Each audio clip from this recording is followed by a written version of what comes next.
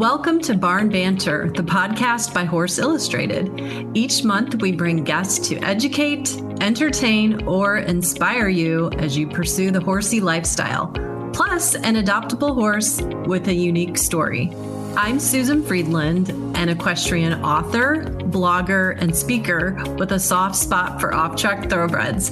You can find me at my blog, saddleseekshorse.com, or on Facebook or Instagram at saddleseekshorse. And I'm Holly Kakanis, editor-in-chief of Horse Illustrated and Young Rider magazines. You can find us at horseillustrated.com, youngrider.com, and Horse Illustrated and Young Rider on Instagram and Facebook.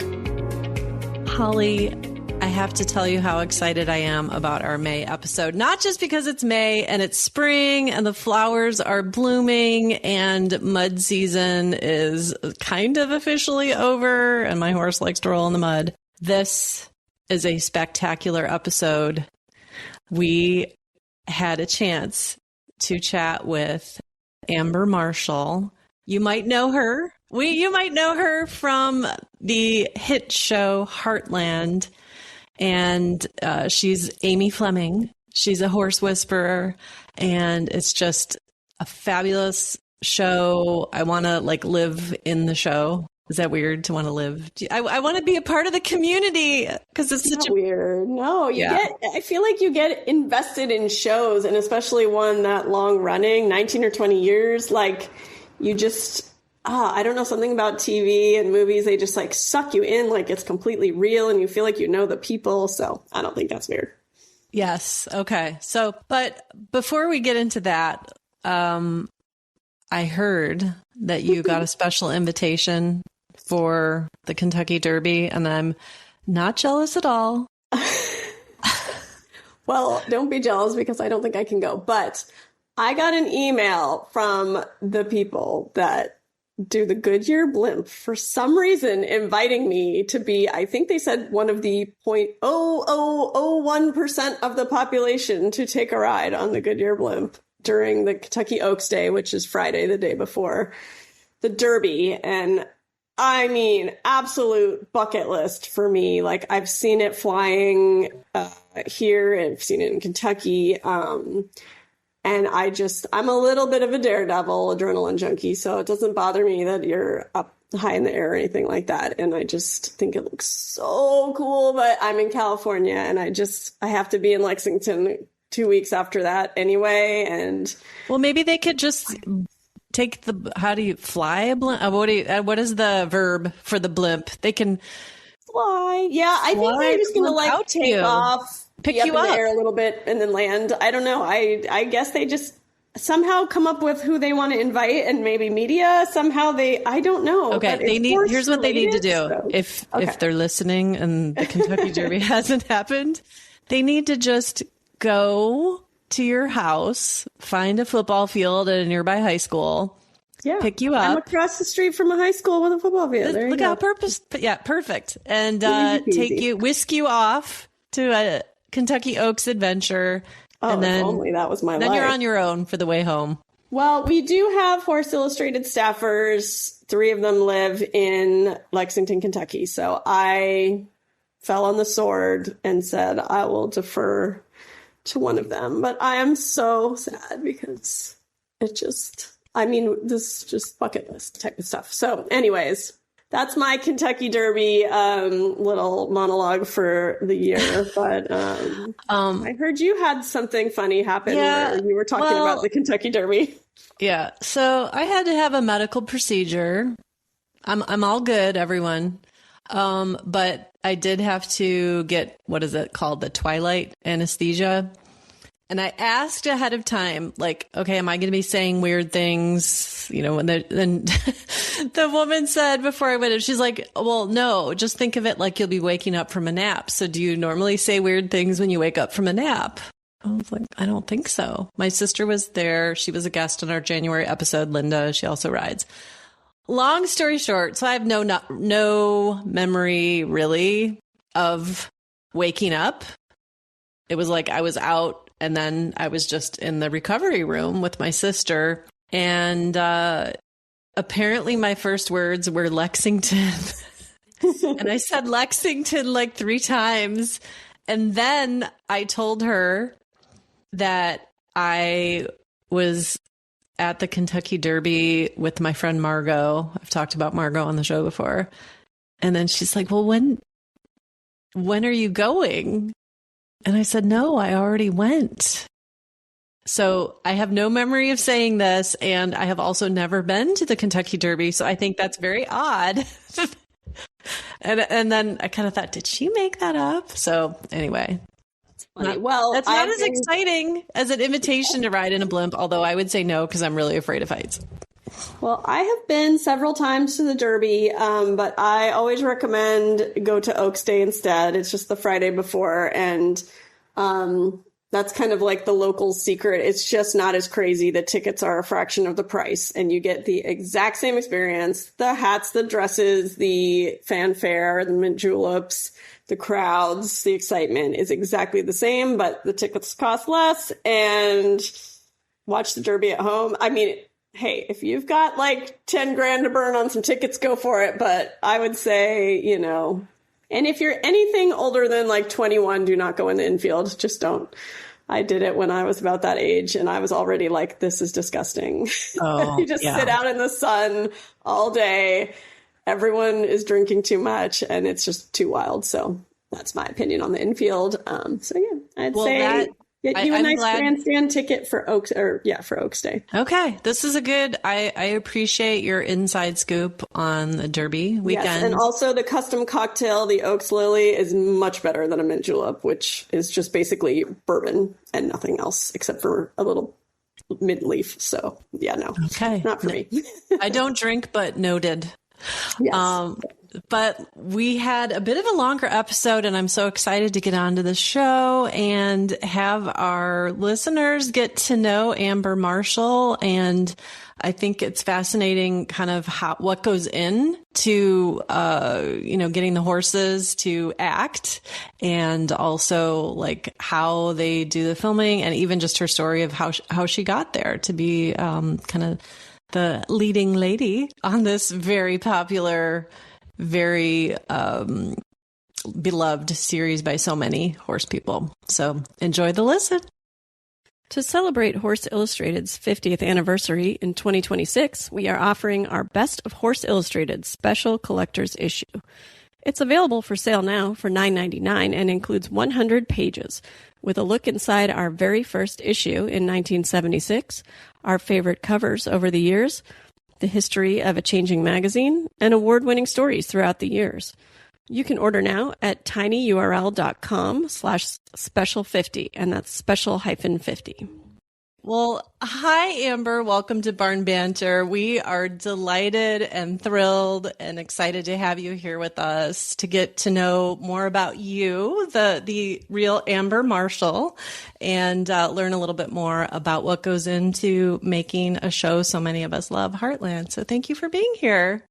It's my pleasure. I always love getting to connect with people all over the world, but also fellow horse lovers. That's always a shared passion of mine. And any chance I get to talk about horses and animals, I'm all for it. Excellent. So I have to ask you, what were your earliest memories with horses? Were you one of those kids that you had a pony in your backyard, or how did you get into it? So I grew up in the city, so I wasn't able to have a pony in my backyard, but I loved animals from a very young age. And I was 4 years old when I first started riding. So I went down to a local fair with my parents, and there was one of those horse carousels where the ponies go around on the in a circle. And I begged my parents to let me on it again and again. I think I went back 4 different times. And finally, my mom's like, well, let's talk to the owner of these ponies. Maybe we can go and ride them on the weekends.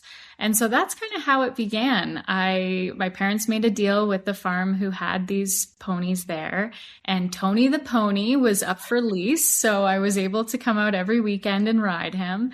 And it was just such a great confidence booster for a horse loving kid. You know, these ponies had been there, done that, and I could climb all over them, so to speak, and just really enjoy that passion right from the get-go. And then it developed throughout the years. I started taking some English lessons. I leased a horse, and then I bought a horse. And, you know, the progression, how many of us horse girls start and get trapped into the horse world in the most wonderful way is kind of what happened with me. So that was my first early years, was my experiences with Tony the pony.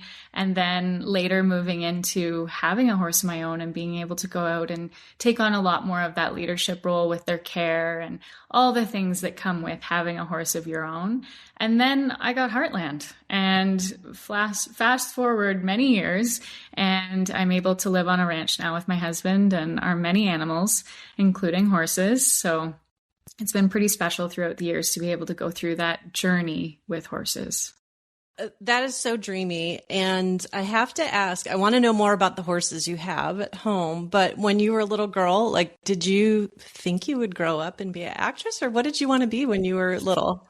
I still don't know what I want to be when I grow up. I'm constantly trying to figure that out, but I've just landed in so many wonderful positions that have presented these offers for me. So I always thought I was going to be a veterinarian. That was kind of my goal from a young age. And then when I was 14, I started working at a vet clinic, and I did that all through my high school years. And even after, I started working full time there, and just kind of deciding what it was I wanted to do.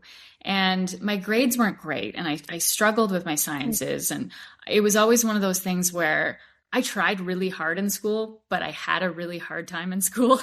So I wasn't one of those people that was just like, you know what, I'm going to be a vet and it's going to be great, and here's all my marks and I can get there. It was something that I worked really hard on. I would come in early, I would stay late.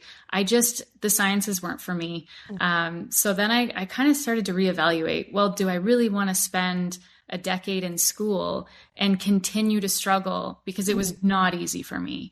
And I worked so hard, and I'm like, there's got to be another way where I can still surround myself with animals and have animals in my life, but do something that comes a little bit more naturally. And I think there's so many times when we think we want to be something, but there's so much resistance, and we kind of ignore that and we push into it and we say, why is this so hard? Why is this so hard? And one of the things I've learned in life is, if it's too hard, it's probably not for you. There's probably a different path that carries you a little bit better and is meant for your skill set and who you are as a person and all these different things. And working in the vet clinic was incredible, and I learned so much and I loved it. But I realized being a vet was probably not for me. And all that time, I loved theater. I was always involved in my local theater from the age of 8. I was doing plays. I had my parents drive me to auditions in Toronto, which was 2.5 hours from our house. And we were sometimes going up to 3 times a week. So it was a big commitment for my family, and they were so supportive. So I started doing this at age 12. I had an agent in Toronto. I was driving back and forth for auditions. As soon as I got my license at 16, I was driving myself to these auditions in Toronto. So I loved that. That was my passion, and it came easy to me. It was one of those things where, I could read an audition, I could kind of get a grasp on it, I could memorize it, and I could go in and do it. So in my brain, I'm thinking, why am I trying so hard to do something that I think I want to do, but it's a struggle, when maybe I can focus some more time on something that just comes naturally to me? And I think just in life in general, it doesn't matter what you're into. If you're pushing, yes, that's good to reach certain goals that you set out for yourself. But sometimes you need to step back and say, why is this so hard? Is there something that I should be doing differently? Like, is this maybe not meant for me? And that was kind of a nice realization at a young age. I was in my teens when I'm like, if this is really hard, maybe I should try something else. And acting has just sort of, it's, I guess, come naturally to me. Animals come naturally to me. I love spending time with them. So when I got the role of Heartland, it was pretty perfect, really, because now I could do one of my favorite things, acting, alongside being with what I love to be with, and that's surrounded by animals. So take us back to the moment, if you recall, when you got the call that you landed the role on Heartland. Like, do you remember who you told first, or what? Nobody. So here's a look into the actor's world, and this is something I'm really good at, and I think that's why I was able to be in this mindset. But you go to 25 to 50 auditions before you get something. Typically, that's the rule of thumb. And so every audition I went to, I never thought about it again. I would do my best work and then I would leave, and I wouldn't even be like, oh, I wonder if they liked my tape, or I wonder, if they have any notes or whatever it might be. I never thought about it. I would drive, I would do my best job. It would be cleared from my mind. I wouldn't think about it again. And then I would get a call from my agent and they would say, oh, they really liked your tape. Would you be able to come in for another audition? I'd be like, oh, that's cool. They obviously liked what I did. And I came in and I would do a callback and then I would forget about it. And it was very rare that you got a call and said, you've got the role. And so even when that happens, anything could happen between when you get that call and when they actually go to production and shoot that show or whatever it might be. And so at the time of the Heartland auditions, I was filming a different pilot for a different series in Ottawa. So I was away from my home. I was working, which was great, and I was having a lot of fun. And I remember being on the train coming home, and my agent had, back then, we don't have smartphones. This is 20 years ago plus. So there's no smartphones. Everything got faxed. It was not, you could get emails, but then you'd have to have a printer, and it was a whole different world back then. And so I remember getting a call just before I left the hotel. I was traveling back home and my agent said, hey, there's this audition that I really think you should try out for because it's this horse girl and I know you have horses and I think would be a really good role for you. And I was like, oh, I'm so tired. I've just been filming for 2 weeks straight. I'm like, okay, I'll print it. So I printed out the script at the hotel. I got on the train, which was an 8-hour train ride. So I memorized and looked over the audition on my way home. I got back to my home at, I don't remember exactly, but it was late at night. I'm going to say 10 o'clock at night. I set up like lights and things and did my audition on tape that night. It needed to be in by the next morning in order for it to be accepted. But back then I recorded it onto a VHS. I know you know what a VHS is, but now most of the audience, when I'm talking to them, they're like, what's that? Look it up. Google. Now it's on a VHS tape. What am I going to do with this? Right? Like I have no way other than putting it in the mail. So my agent's like, nope, you can't put it in the mail. They have to make their decision by noon today.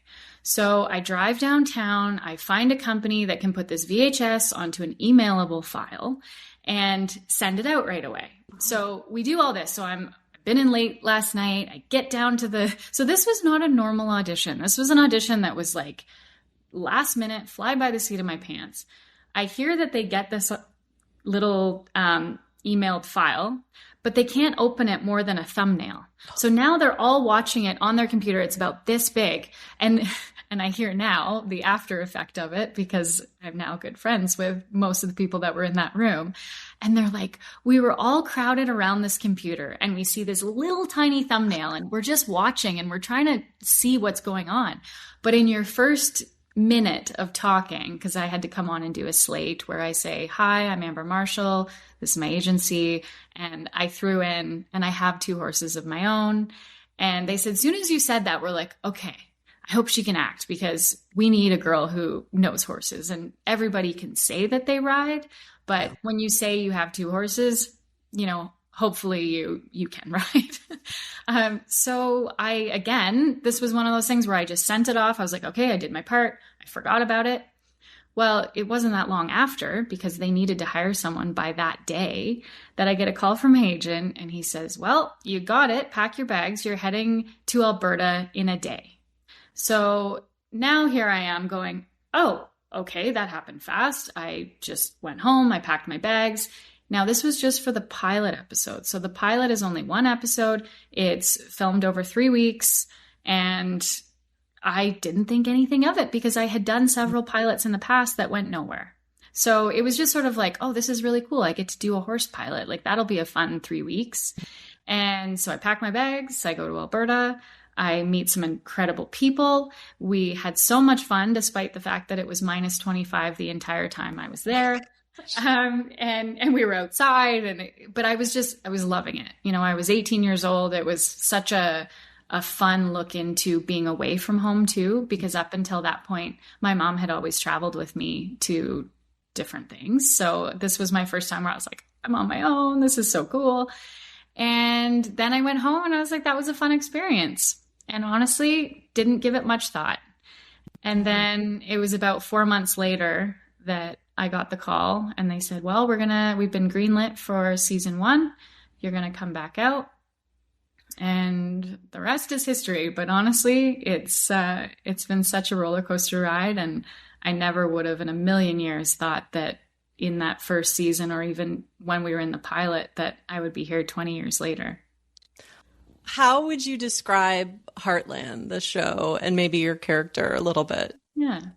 So Heartland is a family drama that I believe resonates with a lot of people around the world because the core family values and how we are and we solve problems together and we come together as a unified family are really important. And I also feel like a lot of those values are getting lost in this day and age when there's so much use of technology and screens and separation. You know, it's not just when I was a kid, we would come home and we had one TV. So we would all sit down and we would watch TV together. Now it seems like there's a screen in every room. So everybody's off doing their own thing. And even though the entire family might be home together, they're all doing separate things, which to me is unfortunate because when you're in the home, you should be unified with your family. And I believe that Heartland really helps bring families together because not only does it demonstrate that throughout the show and with the characters that are involved in the TV series, but it also is something that the whole family can watch together and enjoy together. And that's one of my favorite things that I hear as far as feedback from fans and people who have watched the show for many, many years. They say, you know, it's something that it really brings our family together. And even family members that aren't in the home, for example, I know a lot of teens or kids that would call their grandparents after they watched the show and they would compare notes and they would say, did you see this new episode? Yeah, okay, that was really cool. And they said it's a conversation starter for other family members and friends that might not live with them, but they're all watching it together and it's safe material. It's not something that you're going to be worried about what comes up on the screen or that you have to explain something. It's all very wholesome, but at the same time, there's still that drama and that, you know, keep you on the edge of your seat at times and you laugh and you cry. And I think that there's a storyline in there for everybody. Well said. My favorite character name was Chase Powers. Yes. I was cracking up. I'm like, oh, this is brilliant. So anyway, okay, but I want to back up a little bit. Can you tell us about the horses that you have right now that are your personal horses and maybe a little bit about your family? So my husband and I live just outside of Calgary. We have a beautiful place nestled into the foothills. So lucky to be out here.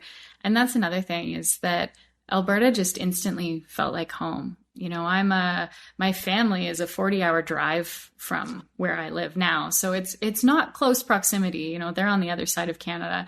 And so, but for me, this just instantly, as soon as my boots hit the ground here, I knew this was home. And to me, we were talking a little bit about how if something is causing you resistance, maybe it's not meant to be. And as soon as I landed in Alberta, it just felt like the river was flowing. I was like, okay, I can jump on board this raft. It's taking me where I need to go. And so when I was able to finally get a ranch of my own and my husband moved in with me and he grew up with horses and out in the country. So it was a very easy transition for us. And he was able to help me with all the things that I didn't necessarily know being a city girl myself. And even though I've always had animals, I've always had horses from a very young age, it was a whole new learning experience living and breathing and being the sole caregivers for these creatures. So for me, right now, my husband has 2 horses and I have 2 horses. My older horse, Hawk, he brought me in on my wedding day. I've had him since he was 4. He's 20 now. So he's a little bit, gray in the face and doesn't like to do a whole lot, but we love him very much. And then my main horse is named Cruz. He's a big Palomino quarter horse. And I kind of call him the surfer dude, surfer bum, because he's like very handsome and likes to strut his stuff, but there's not a whole lot going on upstairs. And I always have to be like, dude, like, do you not get it? And he's just like, what? I just like flip my hair. I look good, right? And, but I really have fun with the two very different personalities, because Cruz is like a go all day. Like, I could ride that horse for 10 hours a day and he wouldn't break a sweat. He's just like powerhouse, very, I don't know if energetic is the word, but like he's usually prancing. He's usually like, there's never a dull moment when you're riding him, and you have to be ready for any switch, turn back, whatever it might happen, you're there. Whereas Hawk is like this old soul. And ever since he was 4 years old, when I first got him, he was just quiet, happy to be there, calm. So they're two very different horses. And then they get along with each other. Are they buddies? The whole herd gets along great. Oh. Yeah, we don't have any problems. Sean's head horse, he's got a head horse for team roping. He's a very high power performance horse, and he's the definite boss of the herd. And so he kind of just does his own thing, but if he wants something and somebody's in his way, you'll just see him turn his head and pin his ears, and everybody parts ways. They're just like, oh, Hippie's coming through, and they'll just all spread. Hawk is the gentle leader. He's usually the one that if Hippie's not around, he'll like kind of move the herd in his own way, but he's very quiet and gentle about it. Cruz is just kind of the like, whatever, guys, like he doesn't really care or know where he is, I think, half the time. And then we have two miniature horses. So they're just kind of little pets. I got the one, 2011, I think. So, quite a few years ago. And then shortly after that, I decided he needed a friend his own size. So I got his buddy, but they're 2019 now. So yeah, it's been quite the experience being able to just bring in different horse personalities and learn about them and understand them and see them all working together as a herd. That's one of my favorite things to do. And then I want to talk a little bit about the show. So how long does it take? 3 weeks to film one episode? So or how does that episodes work? Because we treat them more like a movie. Oh, okay. So they're just you put more into it because you want the network to pick them up, right? Mm-hmm. But it takes 3 weeks to shoot 2 episodes now. And so that's kind of been our motto for the last 19 years. And we shoot in blocks. So we'll take episode 1 and 2 and we shoot that over 3 weeks, but it's all jumbled up. Like we just take the 2 scripts and merge them together, and then we shoot by location. So we would take all of the kitchen scenes from episode 1 and 2 and do them in a couple days. Then we would take all of the dining room scenes and then all of the ranch scenes. And so, because we can't move around, there's just too much crew and gear and everything going on, and the proximity between locations is too far. From one set to the other can be up to an hour. So we have to plan accordingly and schedule just so that it makes the most sense for locations and just timing. So 2 episodes over 3 weeks, and then we shoot from May until September. And then how long or how do you memorize? I mean, I know it's your career. You've been doing this for decades and memorizing lines, but and especially if you're doing 2 episodes, like maybe take us behind the scenes a little bit about what your creative process is and getting into the role of being Amy as opposed to Amber. The one thing about television that is very different from theater is when you're doing a theater live play, you have to memorize an hour plus worth of material all in one go. Now you get a lot more rehearsals than we do, and you're going over that material for a longer period of time.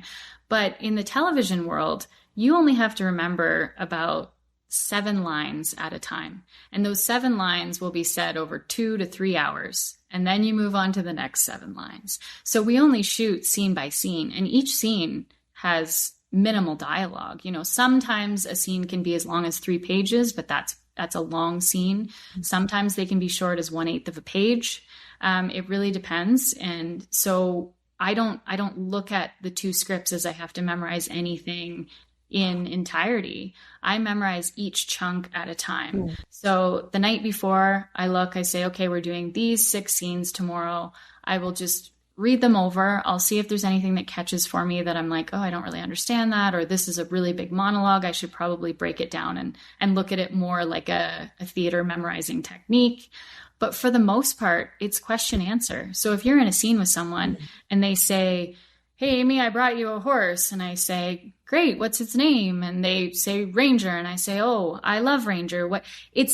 You're not trying to memorize something. You're just answering questions that are asked. So as long as you have an understanding of what the scene is about, then those lines just come naturally in a flow of conversation. Mm-hmm. And the writers and producers on Heartland have been so great too. They're really open to changes and shifts and things, so that if there's something that's really catching for me, if I'm having a hard time remembering it, or it doesn't make sense, then that usually means that it's going to be hard to memorize, because I just can't. It's not the way I talk. It's a different flow. Maybe the terminology used isn't something that I'm familiar with. So I'll go in and I'll say, hey, can I say this instead of this? And I find when you make it your own and you understand the content, it's a whole lot easier to remember as well. And what's that like, acting with horses? Because so my horse was in a Smart Pack catalog as a blanket model. Yes. And he is beautiful. He's an off-track thoroughbred, dark bay, pretty white blaze. When he sees a camera come out, he intentionally will not perk his ears forward, and he will look like a mule, and he will stand dorky. And it's like, you are a beautiful horse that stand and, show your good side, Knight. But so I'm assuming that there's probably other horses like Knight out there that maybe are not into being filmed. So are there some horses that ham it up, or just talk to us a little bit about your experiences filming with horses? I think you learn the tricks of the trade too. And horses also, they're not going to be on all the time, and they get tired out and burnt out fast. So just like working with kids, we treat working with animals very similar. You have to make sure that you are 100% ready when you want them to be ready. You can't say, okay, perk your ears up, look nice. Oh, no, the camera's not set up yet. Never mind, just stand there for a minute. So what we've learned is that we get everything rehearsed, we get everything set up, usually with a different horse than we're going to use. So if in the scene we have Spartan and Amy, and Spartan's got to be looking off alert in the distance, we'll bring in, we call it just an ND horse, nondescript horse, and we'll say, okay, grab an ND horse. We bring in whoever's quiet, and we stand them there while they set everything up. So while they set up the lights, they set up the camera, and this horse is just chill, just hangs out. Doesn't matter what it looks like. It can look like a mule, it's just to get everything kind of situated in frame and the lighting right and all that kind of stuff. We'll usually even rehearse the scene with that other horse. So we'll have whatever needs to happen, because there's different camera moves that have to get down perfectly. We have to remember all our lines, all of those things. We want to make sure that the scene is perfect before we need that horse to perform. So we'll run the scene maybe a couple times, not filming, just kind of going through all the motions. And then once we feel like we're in a good place, then we bring in the real horse actor. And we have something, whether it be a lot of times on our phones, we'll use the horse whinny, where, it goes like, and that horse is like, what? Who is it? But we can only use that a couple times. Otherwise, they get clever to it. So we want to make sure everything's perfect. And then once it is, we'll pull out those tricks like a far off horse whinny, or sometimes we'll have one of the wranglers ride an eye line. So they'll be on another horse in the distance. And when we say action, they'll just take off running, because horses always look to another horse running away. So there's little things we've learned, or sometimes it'll be as simple as someone just waving a plastic bag in the air, just off in the distance. And the horse is like, what is that? So there's lots of different things that we've learned. But the most important thing is that whatever you're doing, you have to make sure everything is set and ready, because you might only get that reaction once. And so we want to make sure that we don't lose it. And so that's, and I've learned that with my own horses too. My husband's a photographer, and he's taken we do a calendar every year for the last 16, 17 years. And so he takes all those photos, and we've learned you only get a couple times where that horse is going to pay attention and look pretty. And Sean's always photographed horses ever since he was a teenager. So he knows how to get the best out of them. But what we'll do is he'll take a few test shots and I'll be standing with the horse. We don't really pay attention. Then he's like, okay, are you ready? He's like, I'm all set. And then he'll take his ball cap or his cowboy hat and he'll just throw it straight up in the air and go, and you always get that horse looking and it'll look. And the biggest thing is that whoever your talent is or whoever your human is has to make sure that they just keep looking at the camera and smiling. And then that horse will get, we'll take a bunch of photos and there'll be one where that horse looks pretty and non-mule like. I love hearing all these secrets. So now I want to talk about your riding, because there are so many different disciplines and horse sports and different things on the show, which I think is also part of the appeal, aside from the very likable characters. So like, how do you determine if it's going to be you riding or if it's a stunt rider? And like, have you had to study things? I know there was an episode where there was some trick riding, or maybe more than one episode, but like, did you actually trick ride, or like, how does that work? So unfortunately, I don't get to determine what I do and what I don't do. Our insurance companies do. Oh. And that is always a big brick wall in front of us for many of these things, because I would love to do as much of it as I can, but apparently they think I'm important and worth protecting. So what happens is there's so many meetings that happen before we're actually on set. And we do 3 weeks of prep for every 3 weeks of shooting. And so going into prep, we sit down every day and we have different meetings about props, about safety, about stunts, about whatever it might be. There's lengthy meetings with a room full of 20 to sometimes 50 people going through different things. And so with the riding part of it, it's up to our stunt coordinator, Tom Erickson, who's been with us all 20 years, to decide, is this something that the actor can do, or is this something that we need a stunt double for? And so in those meetings, we read through the scripts, we kind of talk with the director and the writer and the producers and say, how much do you want out of this? Because it could be as simple as it says on the page, Amy runs Spartan across the field. And that's all it says. But then we have to have a 10 to 15 minute discussion on that one line, talking about, where's the location? Are there gopher holes? Are there badger holes? Is it flat? Has anyone rode that before? Is there going to be snow there? Is there going to be mud? How fast is she going? What horse is she on? All of these factors determine if I'm allowed to do it. So if it's one of the horses that we use every day, we know it's safe, I'm very comfortable with it. If the footing and the ground is really safe, if it's a nice day and we're just at, like a nice lope across the field, then I can do it. But if it's anything other than that, they bring in a stunt double. And sometimes we'll bring in a stunt double just to be sure. And then we get there and we're like, oh, it's actually much nicer than we thought it was going to be. The horse is quiet and nice. Yep, Amber, you can do that. And we don't end up using the stunt double. But we have to have someone there just in case. And honestly, I'm so thankful for that, because we're doing lots of different things. And when you're working 14 hours a day and you have to fall in a scene, and you're not just falling once, on TV, we see it happen once, but the reality of it, that person is falling sometimes up to 10 times in a row and hitting the ground hard. And so I don't want to do that and then carry on the rest of the 12 hours of the day. At least these stunt performers, they're trained on how to fall. They are padded up, so they usually have like safety gear on. And then right after they do their fall, well, they get to go and put an ice pack on them and take the rest of the day off. So I think we really wouldn't be able to do what we do without the talented horse people that have been a part of this show. And as for different disciplines, that's what makes Heartland so incredible. And you said it yourself. It's so nice to see a variety of disciplines. And for me, being a horse person, I love learning them all. So it depends on what it is. When Amy had to learn Liberty back in season 5, I took it on myself because I really wanted to learn that on my own time. And I went out on weekends and I trained so that I would be able to do the majority of the Liberty work on the show, because I'm like, this is so cool. I want to dive into this. But certain things like the trick riding, well, it's not something that I'm going to do in my everyday life. Is it worth, doing a crash course and risking injury? Probably not. So I just rely on the talented people around me for those types of things.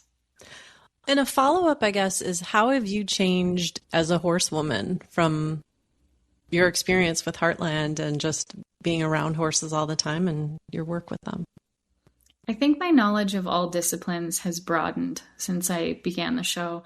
I started riding English, and then when I was a teenager, I moved into just casual Western riding, just kind of trail riding for fun. And then when I moved out to Alberta, I realized how important horses are into the everyday life of the cowboys and the ranches out here. And it's a whole different meaning to have a horse. When I was where I had my horse, it was always just a pleasure hobby for people. So they would come out, they would ride their horse, they would put them away, and they would go back to their home. But out here, horses are a mode of transportation. They are a way of completing a day's work.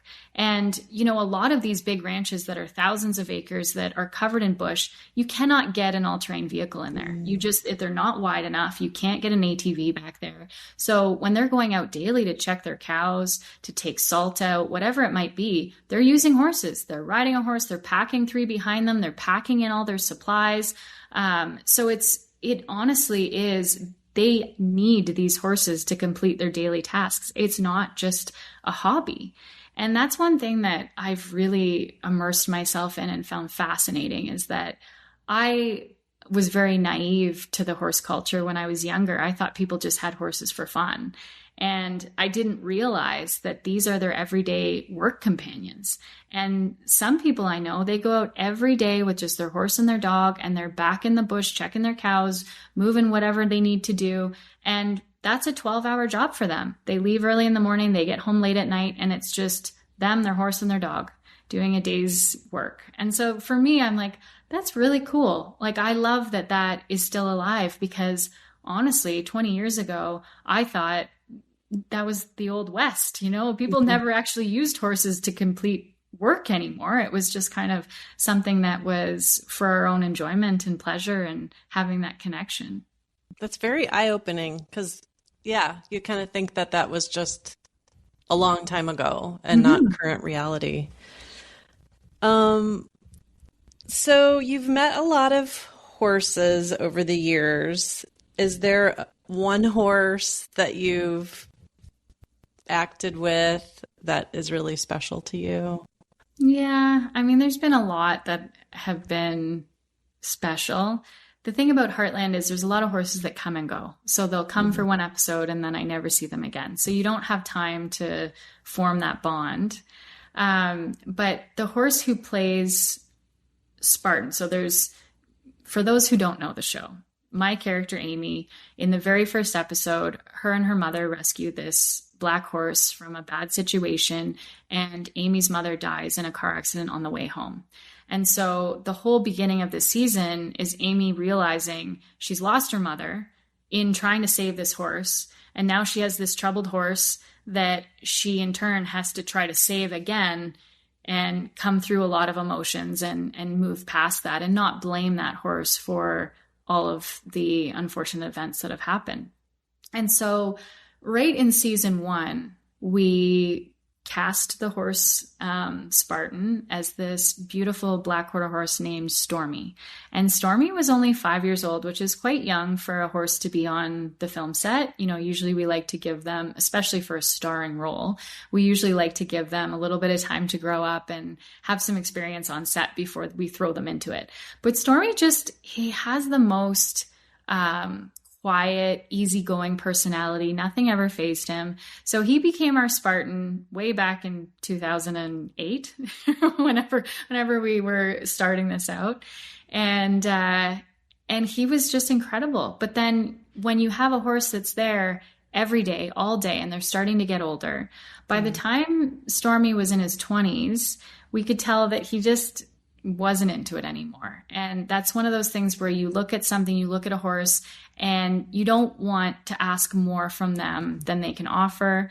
And you don't want them to be unhappy when they're there, because the horses that come to Heartland, they live at a different ranch and they're picked up every morning at about 4:30, 5 a.m. They're brought to set. They're there all day. They're dropped back off at 7:30, 8 at night. So it's a long day for them. And for an older horse, you could tell he was just not having it anymore.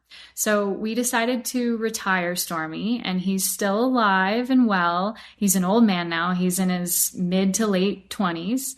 But he lives with actually one of the retired wranglers that worked on Heartland for the first 10 years. He decided to adopt Stormy, and just the two old guys are living out their best life together. So the problem when you retire a horse that is such a main character is you have one of two options. You can either kill off the character, or you can replace the horse and hope nobody notices. So we decided to do option B. We just felt that Spartan was too much of an impactful character to have his death come so soon after in the story. I don't want to give any spoilers to anyone who hasn't seen it, but there was a very dramatic death that had just happened when we had to retire Stormy. So we're like, we don't want to throw this on the fans right now. So I said, well, I have a black horse that's very quiet and I have a relationship with him. Can he come and try to be Spartan? And so they were like, okay. And the wranglers are very apprehensive to having any outside horses come in, because all of the horses they use are owned by one person. It's a company that supplies the horses. They know that they're happy, healthy, quiet, sound, all the things that they can check off the box, and they all pick them up at the same place. So it's easy, it's simple.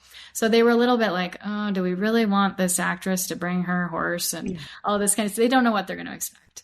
But Hawk has just always been such a quiet, gentle, wonderful horse. And so the first day on set, they were like, oh, he's awesome. And I was like, I told you. And so for the last 4 years, Hawk has played Spartan. Oh. And he's getting older himself. He's 20 now. But we also have to look at the character of Spartan is got to be close to 30. So we don't want to push it too much. So we're not trying to ask too much. We still want to keep that character alive, but we have understood in the story that he's mostly retired. We just kind of do casual riding on him and that sort of thing. This is also fascinating, and I feel like I could talk to you for hours. But before we kind of sign off, I would love to know, how are you similar to Amy and how are you different? Because as I'm talking to you and you sound so compassionate and horse first, and I'm like, that's totally Amy, but it's also Amber. So like, are there any ways you're different from Amy in real life? I think for myself, I am a true animal lover, not just a horse lover. So I equally love my dogs, cats, chickens, horses, cows. Everything that I have here, I give equal amounts of love to and enjoy it all. Whereas Amy, I think, has horse blinders on. Amy is horses or nothing. And I love that about her because Amy's also so much more knowledgeable than myself. And Amy comes with a team of writers that get to research all this stuff and make her intelligent in every different aspect. So that's the nice thing, is that as I'm playing this role, I get to educate myself and I get to learn about new disciplines or ailments or things that can happen. And then I get to say, oh, that's cool. Like I learned about that through the show. And now I can use that method on my own horses, or I can recognize something that's happening or whatever it might be. So I think Amy and Amber are very similar. We have a lot of similar core values and goals and different things like that. But I would say when it comes down to it, I just enjoy farm life. I love just hanging out on the ground with all my animals just as much as I would jump on and go for a ride. Whereas Amy's like, who is this horse and what is their problem? And let me try to help them and figure them out. And like, and that's wonderful. And I think so many people can watch the show and see that and recognize that and enjoy that story. But for me, I'm not a horse trainer. My horses, I love my horses and I do everything I can to keep them happy and healthy, but I'm not going to bring in 2-year-olds and start training anytime soon. Like, that's not me. So I think that would be the main difference, is that Amy is very versed and experienced in the horse world, and she truly has a gift. Whereas for me, I love the company of horses, and I love being around them as much as I can. Awesome. So Amber, where can people follow along the show, follow along you on social media or online? Yeah. So if you're in Canada, I don't know where all your viewers are, but if you're in Canada, you can watch Heartland anytime, all the seasons on CBC Gem. In the States, you'll have to check with your local broadcasters, but I do believe it's on Up Faith and Family, running regularly, and the new season is airing right now. And then if you're in different parts of the world, it can be found on Netflix and through other ways, but I don't know all those. So I'll let you figure that out. And if you want to follow along with me, my Instagram is Amber_Marshall_farm. And there are so many fake accounts. So I just need to say that if it doesn't have a blue check mark, it's not me. I only have that one account. There's hundreds and hundreds and hundreds of Amber Marshall accounts. So just make sure you find the right one. Awesome. Thank you again for spending some time with us. And we look forward to seeing you in our living rooms. There you go. Following along on your horsey journey. I appreciate talking to some fellow horse enthusiasts, and I love them. They will always be in my life. They have always been in my life. And I'm just very fortunate to be able to get to live and work with them. Another way we're celebrating Horse Illustrated's 50th anniversary in 2026 is with our HI Hero of the Month contest. Go to horseillustrated.com/monthlyhero and tell us who your HI hero is. It could be a vet, trainer, therapist, or anyone who has made a contribution to the lives of horses or the people who care for them. Winners will receive a prize for themselves and the person they nominated. Monthly winners will be featured on social media with a year-end wrap-up in our print magazine. And joining us today for our horse adoption segment, we have a very special guest with us, Kaylin Caldwell, and she is the director of ASPCA Right Horse program. So today we're going to do something a little different. We are going to talk about a few more general topics. We're going to talk about equine affair and the tremendous success of the adoption barn there, and also how May is Adopt a Horse Month. So Kaylin, thank you so much for joining us. Thank you so much for having us. We always love to talk adoption. Absolutely. So do we. So first of all, it's been, I guess, as of this recording, a couple weeks since Equine Affair. And I heard that you guys had a amazing success. The adoptable barn, I believe, had something like 40 or low 40s horses, and you got like high 30s adopted right already on site at the events. Can you just tell me all about that? Yeah, that's exactly it. Equine Affair is one of our wonderful partners, and we've been hosting this adoption barn since 2019 on and off. And it's just each year it becomes bigger and more people learn about it. And so this year we had 42 adoptable equines, because we also had a mini mule and several donkeys, along with all these wonderful horses from 11 different adoption organizations. And by the end of the event, 37 had gone home with adopters, and I believe all the remaining horses had interest. So hopefully they're still getting their adoptions completed, but it was just a very successful event with a lot of really great stories taking place right in front of our eyes in the barn aisles. That is so cool. And how does that happen? So is it usually people are coming to Equine Affair for the sessions and clinics and just kind of, oops, I accidentally adopted a cat at PetSmart. Is it kind of like that? Or is it more formal, like people are coming just to look at the adoptables? I'm a little curious about that. It's both. There's definitely people who are unaware that they could adopt a horse at Equine Affair, and they come into the barns and find that equine that they've been looking for, wanting to add to their family. And then there's definitely, as awareness has increased year over year, Equine Affair does a great job promoting the adoption barn. Now there's more and more attendees that come specifically looking for adoptable equines. Some of them they've even seen online, so they're coming very intentionally to meet that horse. So that's a really special mix. We have those surprise adoptions along with those very intentional planned visits. That is amazing. And you specifically curate the adoptables for the barn to be some companions, some younger horses, or how does that work? Our adoption partners choose who they bring, and we really get a good mix every single year. So it's who they have available. A lot of times there's a lot of really wonderful companion horses and ponies that come, which are always a hit.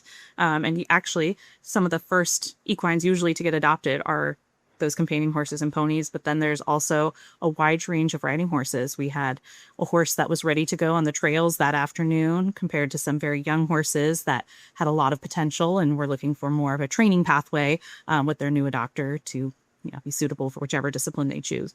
So a really wide variety, and it varies a little bit year to year, but with 42 adoptable equines, there's really something for everyone. That sounds good. I mean, whatever you're looking for, or find a surprise, perhaps, that also works too. And so that was the Ohio Equine Affair. And then we also have one coming up in November for Massachusetts. And is that going to have fewer horses? Is it the same size? Maybe people can start looking ahead to that one. Can you tell us about the Massachusetts event? Yeah, it's always hard to predict this far in advance because a little bit depends on what horses are in our partners' facilities at that time. It typically is a little bit smaller for us, but the horses all find great homes, and there's always a wide variety of adoptable equines there as well. So if someone's looking for a horse, donkey, or mule, that's really another great event to check out as well. And I should also say that this equine affair, we had 2 equines that were adopted at the event that weren't at the facility because they got to know the adoption organization, were able to tell them about what they were looking for, and they had the perfect horse back home. So that's also a great benefit of coming to equine affairs. You get to make that connection, talk with these adoption organizations, and they may have another horse in mind for you or can keep an eye out as that horse comes into their program. That makes sense. And that is a perfect segue into the other thing I wanted to talk to you about today, which is May is Adopt a Horse Month. Officially, I would guess ASPCA's Right Horse big month of the year. So raising that awareness is sort of how it began. Can you tell us a little bit about the history of this month and, sort of what's on tap for this year? Yeah, it's really exciting. We're celebrating the 5th Adopt a Horse Month this year. And really the reason behind this amazing month-long celebration of adoptable equines is that we recognize that many people were not adopting simply because they weren't aware that they could adopt a horse. And many people who were aware that adoption existed had a perception that maybe the right horse for them wasn't available through adoption. So we've taken this month to just put adoptable equines on the center stage, celebrate the diversity and versatility of these incredible horses, make the public aware that adoption is a great option when bringing a new horse home, and also that very likely that the horse that they're looking for can be found through adoption by celebrating and telling the stories of these horses, ranging from that incredible companion horse that was somebody's first horse and changed their life to the horses that are out there competing each and every day on local and national circuits. So it's just a nice reminder that adoptable horses come in all shapes, sizes, and suitabilities. And if somebody wasn't ready to adopt a horse yet, is there any way they can help participate in May for the adoption month? That's such a great question. And absolutely, that's kind of one of the most special things about Adopt a Horse Month is there's a place for everyone to get involved. If you love horses, whether or not you own horses or are actively riding, simply sharing adoptable horses from myrightHorse.org or sharing the stories of adoptable horses can make a life-changing impact by helping people become aware that they can adopt a horse. You can also tell your farrier, your veterinarian, the other horse professionals in your life about equine adoption and the programs available in your area. Because again, that just opens doors and helps normalizes and celebrates this incredible way of supporting horses through adoption. The other thing you can do is if there's a local shelter or rescue in your community that's not currently talking about Adopt a Horse Month, get them involved. We have some great toolkits on ASPCA Pro where you can download different media packages, social media graphics, social media posts where all the work has been done so they can very easily just amplify their adoptions by sharing their equines very widely. So that's open to every single organization that adopts out equines. So spreading the word on that as well is another valuable way to help adoptable horses. Awesome. Well, we want to be able to involve as many people as want to help. So that is, really great tip. Just about sharing the information is a huge, huge help. So, so the last thing I wanted to ask you is just, say you're more of in the window shopping phase, or maybe you're looking for an organization that's close to you that is a right horse partner, you want to adopt from a trusted and vetted equine rescue, where can people go online for those searches and to look around and find out more? MyRightHorse.org is really the one-stop place if you're looking for an adoptable equine from one of our ASPCA Right Horse partners. Every horse listed on that site is available from one of those organizations that we've worked with very closely. So you can expect some similarities in the adoption experience. There's also a map, so you can see which organizations are close to you. You can search by zip code. And then it is worth mentioning, if you're moving out of that window shopping phase into the adoption phase, there's two really neat features on the site. First, you can save a search. So if you're looking for a horse that's suitable for hunter jumper in a certain age range, and you've seen some horses you're interested in, but you haven't found that perfect horse, you can save that search and sign up for an account, and then you'll get an email when a new horse that meets that criteria is listed. So that's a great way to help you long-term find that perfect horse. And, if you're just still enjoying looking at adoptable horses, now you have adoptable horses coming into your email each week, potentially. I love that. Yes. It's a great idea to add that feature. I love that. Yeah, it's a very fun and somewhat addicting feature. So I say that with full warning. And then the other really neat benefit of adopting through MyRightHorse.org, if a horse that you fall in love with is more than 250 miles away, there is a small stipend available to help offset some of the costs of shipping if that horse is found through MyRightHorse.org or is a companion horse. So it's just another great way to connect horses and people, especially if that cost of shipping is the barrier to getting that horse to you. Yes, this is a big country, so I think finding a horse that's a little bit of a ship away is entirely possible, but it's good to know about the stipend. So I'm glad that you mentioned that, because probably a lot of people might not know about it yet, even though, I work with you guys a lot and I was aware, but in case they weren't aware, just mentioning that. Benefit. Yeah, it's a good thing to know about. And just the variety of horses for adoption. I think that's the other thing you mentioned that I just want to highlight one more time. You're not going to be just finding companion only, although a lot of people are looking for that. Even performance riders that want a younger horse for jumping or any other sport, there's just so much out there. So I also just want to put in my 2 cents to encourage people to check it out and look on myrightHorse.org. So I think that's about it for today. Kaylin, thank you so much for joining us. We appreciate your time. Thank you so much. Really appreciate it. And looking forward to celebrating Adopt a Horse Month. For special rates on Horse Illustrated and Young Rider magazine subscriptions just for our podcast listeners, visit horseillustrated.com/barnbanter. Don't be shy. Show us some Barn Banter love by leaving a review, and you can tell all your friends too.